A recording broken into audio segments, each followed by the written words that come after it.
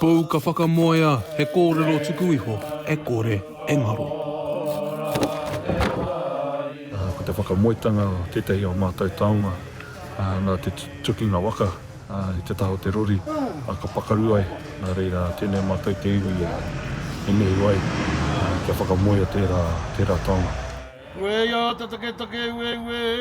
He pou tēnei i whakatūria hei tohu whakamaumahara i te hū o Tarawera, i te tau e kotahi mano e warurau, waru te kaumaono. He pou i pakaru rawatia, e te hinana kia, taraiwa motoka. Te tarangi rua whaia whakarere ai. Hui mai ngā uri o Tūhourangi kia maumahara tonu, ki ngā tūpuna, kua riro i te hu, me ngā rā i muri mai. A ka tanumia, te pou ki te pō. Mai rāno, whakamahara, te hoki mai ki konei, ki waho nei ki Tarawera, te maumahara, kia rātou mā kāngaro i te pō. E ai ki ngā kōrero, e kotahi rau e rima te kaumā tonu ngā tāngata i mate i te hū o Tarawera.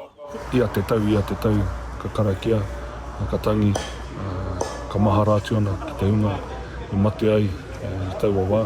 Wairea ai. He ai tua ka rangona, e ngā whakatupuranga hārea kenei.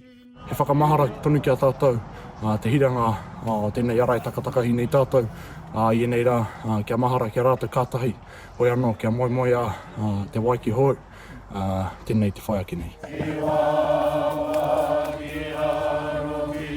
Te Kawa Paora, Aukaha.